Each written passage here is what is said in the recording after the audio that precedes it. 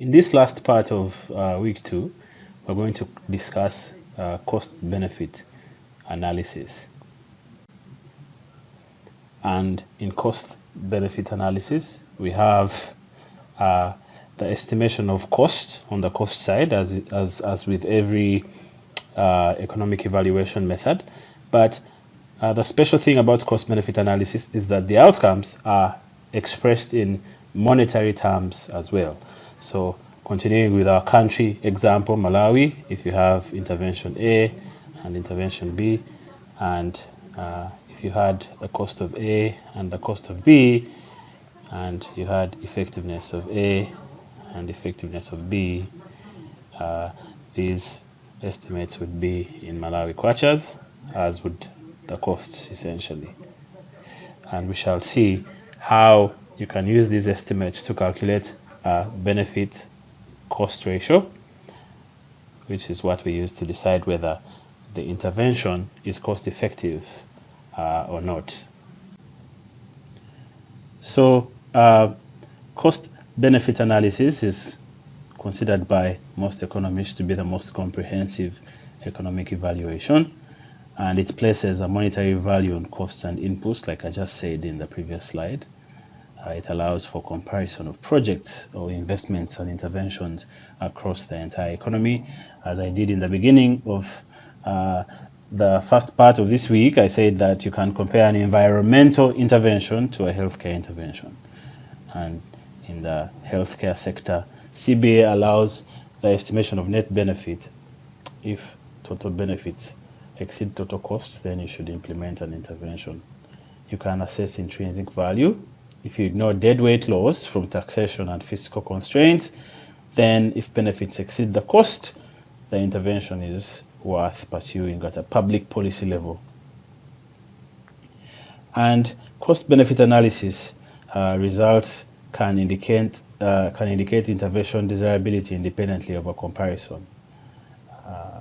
You don't have to do a comparison, although very commonly people do comparisons, but you don't have to actually do a comparison, and other methods of economic evaluation don't have this flexibility. So next, let's look at the decision rules of cost-benefit analysis, and let's first learn a few calculations. The first one is net benefit, which equals total benefit minus total costs. The second one is the benefit to cost ratio, which is costs over benefits. And if you know these calculations, you can have 3 decision rules. The first one is the maximum net present value criterion, which means that you commit resources to interventions that maximize the present value of net benefits. And in the next week, we are going to look at the calculation of of present value, which includes discounting of cost streams over multiple years. But this first decision rule is the dynamic efficiency criterion. Essentially, if you have 2 interventions, the one that maximizes net benefit is the one to choose. The second one is the benefit cost ratio criterion, and it's very simple. If the benefit cost ratio exceeds 1, it means that the benefits exceed the costs of the intervention, and this intervention is worth pursuing. The third one is the positive net present value criterion, and you undertake an activity if the present value of benefits is positive. And criterion number 2 and number 3 don't guarantee intervention efficiency. But those are the 3 decision rules that you can essentially use to make decisions if you have a cost-benefit analysis. So let's look at how to value health benefits. And as we said at the beginning of this week, is in cost-benefit analysis, the outcome is monetized. And the tricky thing is how to put a dollar value or a Malawi kwacha value on human life and other health outcomes. Given good markets for products and things like labor, you can actually get a good signal on the market value, essentially, and that is using market prices. The problem is that in the health sector, market prices are lacking, so you need other methods of monetizing the outcome side. And the two main methods are human capital and individual observed or stated preferences. In the human capital approach, benefits are measured in future flow of income, which is akin to value in capital equipment. And essentially, you measure the future flows of income that would be foregone due to a disease or ill health. And you can do this for both avoidable morbidity and mortality, but the problem is essentially placing a monetary value on human life is difficult. And if you use wages as a proxy for value, labor market imperfections mean that it doesn't always apply. The other criticism is that it ignores the health benefits of non-wage earners, so like housewives, and it can't value the non-monetary costs of pain and suffering associated with illness. The big one is that it's a third-party valuation, and which is inconsistent with an acceptable norm in economics that individuals are the best judges of their welfare. Beyond the human capital approach, the other approach to valuing health benefits in monetary terms is called observed or revealed preference. And in this method, you observe individual behavior and use it to value benefits. One of the methods to do this is to observe individuals who do high-risk jobs or danger money, as some people call it. And an example is, high-rise window cleaners or coal miners. And essentially, you can value the amount of money they take to do these jobs. You can also value the amount of money people spend to enhance their probability of safety or reduce their probability of injury or death. For example, how much money they spend on cars with enhanced safety features. The extra income received or the extra expenditure undertaken can be compared with the change in risk, and this can help come up with a valuation of health benefits based or implicit in observed behavior. The problem is that you have a very limited set of activities or situations in which you can observe and estimate risk to be able to come up with revealed preference estimates. The next method is called willingness to pay, also called contingent valuation. And in this method, you ask individuals how much they would be willing to pay to obtain benefits or avoid illnesses. And before you ask the question, you essentially give them a scenario, and it's a hypothetical scenario. And then they, based on that scenario, value their willingness to pay to avoid illness or to generate the benefits of an intervention. And usually it's based on questionnaires. The real problem with this approach is that individuals tend to systematically underestimate risk of illness especially, and that some individuals may be ignorant about the benefits of interventions. The big criticism of willingness to pay methodology is its correlation with income or ability to pay, and the fact that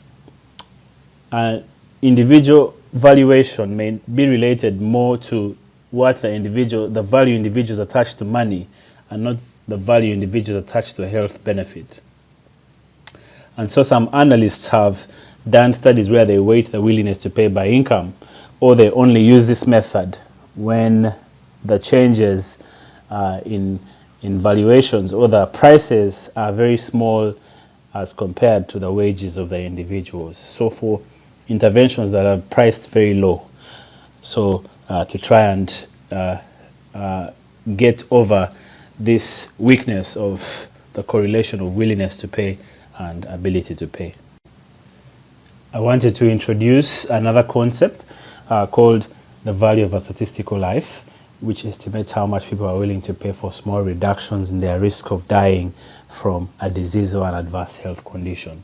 And it's not commonly used in healthcare applications, but If you go to the US Environmental Protection Agency website, you'll find an estimate for the value of a statistical life that people use for doing cost-benefit analysis of environmental projects.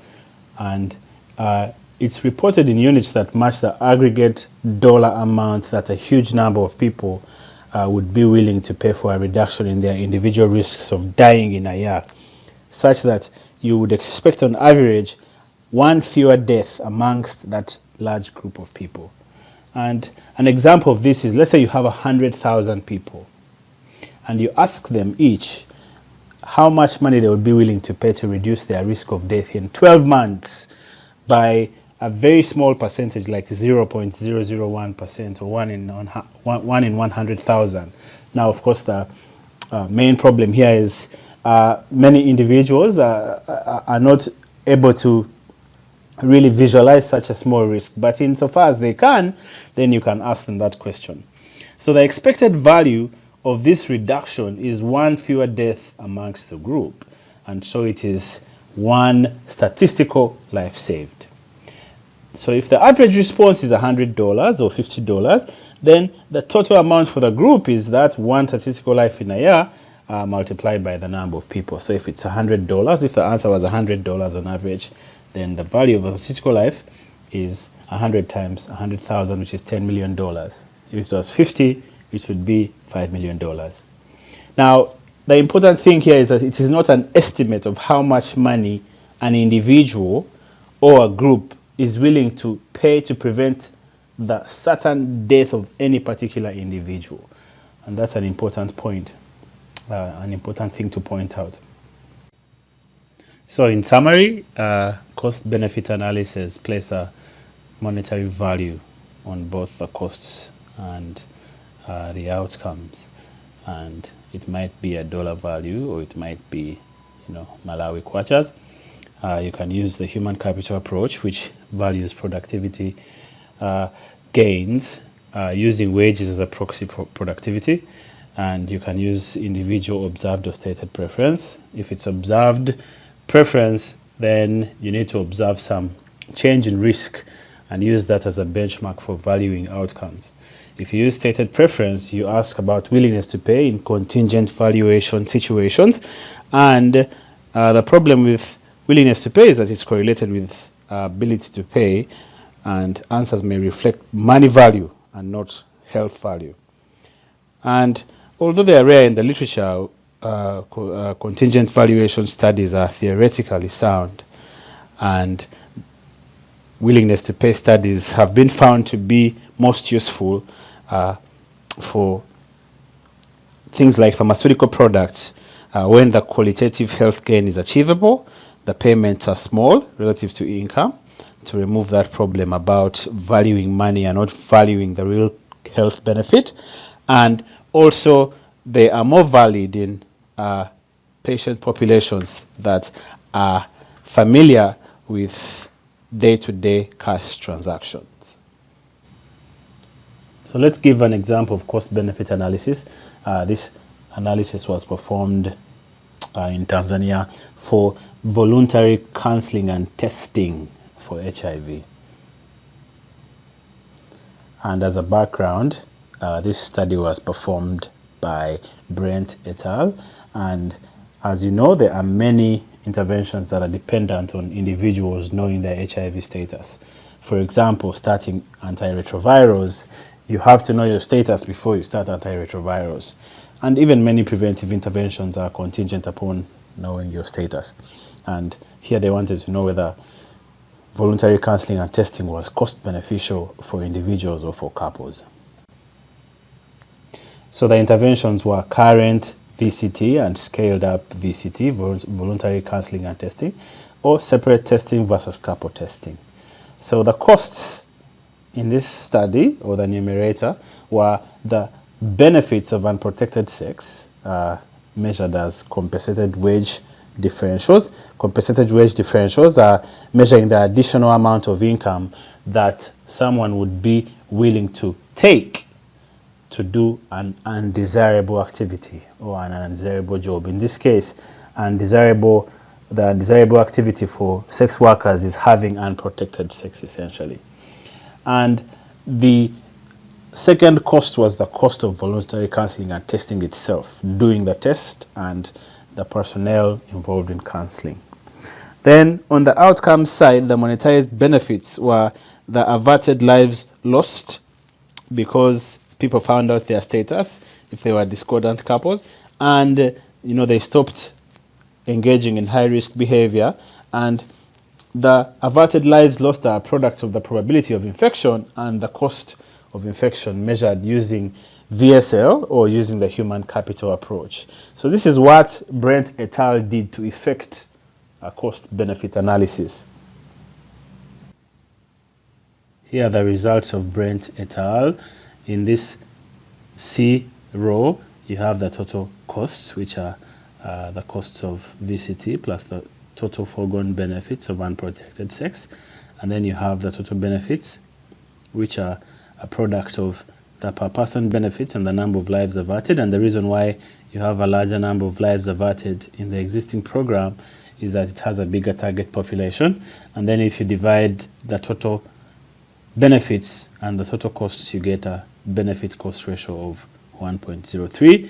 And since it is above 1, it means that the existing VCT program is cost beneficial, but only marginally so. And here you have a bigger cost benefit ratio, which would suggest that scaled up VCT is substantially beneficial. And now if you expand the results for dual testing, that is testing both members of a couple, husband and wife maybe, then the same calculations lead to benefit cost ratios both above 3. And obviously you see that the costs of VCT go up, and the costs of foregone benefits of unprotected sex go down.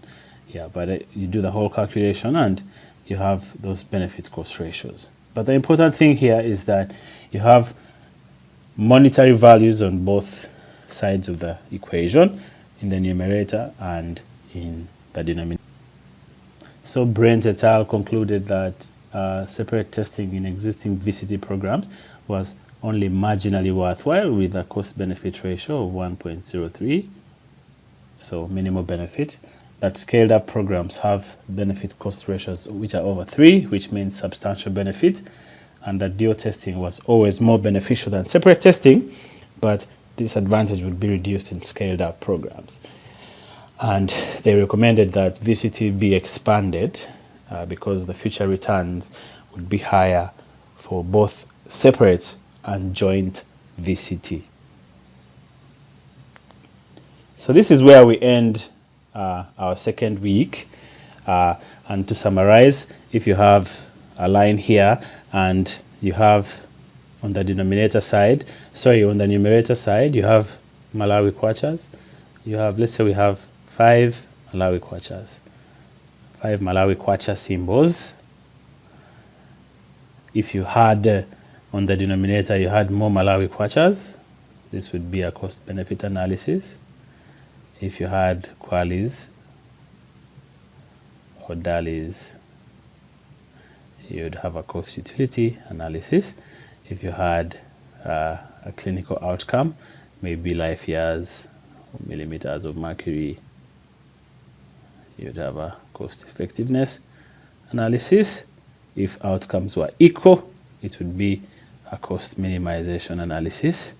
And if you had a table, with intervention A and B and different costs and outcomes, so that individual policymakers would be able to decide which one they liked, this would be a cost consequence analysis. So I'll see you in the next set of videos for week number 3, in which we shall look at assessing the cost side of things, or calculating costs for economic evaluation. Thank you very much.